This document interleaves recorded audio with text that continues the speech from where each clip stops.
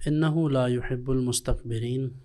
اللہ رب العزت تکبر کرنے والوں کو پسند نہیں فرماتا۔ صحیح مسلم میں سیدنا عبداللہ ابن مسعود رضی اللہ تعالیٰ عنہ سے روایت کہ رسول اللہ صلی اللہ علیہ وآلہ وسلم نے ارشاد فرمایا کہ تکبر یہ ہے کہ انسان حق کو قبول نہ کرے اور دوسروں کو اپنے سے کم تر سمجھے۔ تکبر جس شخص کے دل و دماغ پر حاوی ہوتا ہے اسے حق قبول کرنے سے روکے رکھتا ہے۔ انسان عام طور پر تکبر کسی نہ کسی سبب سے کرتا ہے، یعنی تکبر کا ارتکاب وہ شخص کرتا ہے جس کو اللہ تعالیٰ نے کوئی خاص نعمت عطا فرمائی ہے۔ مثلا کسی کے پاس علم ہے، تھوڑا علم بھی ہو تو اس کے سبب بھی تکبر ہو سکتا ہے۔ کسی کو اللہ نے حسن دے رکھا ہے، وہ خوبصورت ہے،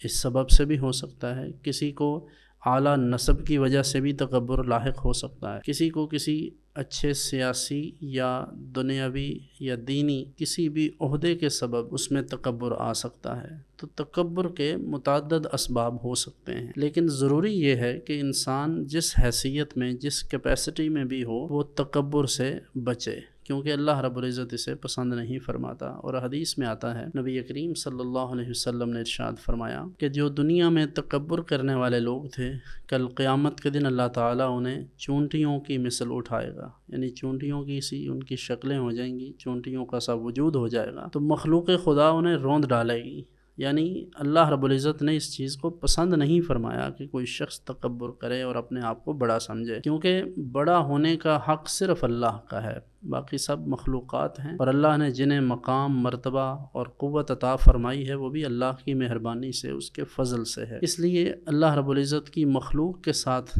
یہ سلوک کرنا، انہیں اپنے سے کمتر جاننا اور ان کی بے توقیری کرنا، 2-4 روپے اگر کسی کے پاس آ جائیں یا تھوڑا بہت علم آ جائے تو دوسروں کو جاہل سمجھنا، بات بات پر ان کی آزمائش کرنا اور انہیں احساس دلانا کہ تم تو ان پڑھ ہو، تم جاہل ہو، تمہیں پتہ نہیں، یا کسی نے سادہ کپڑے پہن رکھے ہیں تو اس سبب سے اس کی تحقیر کرنا اور اسے یہ باور کروانا کہ بھئی تم تو مالدار نہیں ہو، تم غریب آدمی ہو، جیسے کہ معاذ اللہ انبیاء کرام علیہ السلام کے ساتھ کفار کا یہ رویہ تھا کہ وہ جب یہ دیکھتے کہ یہ اللہ کی طرف سے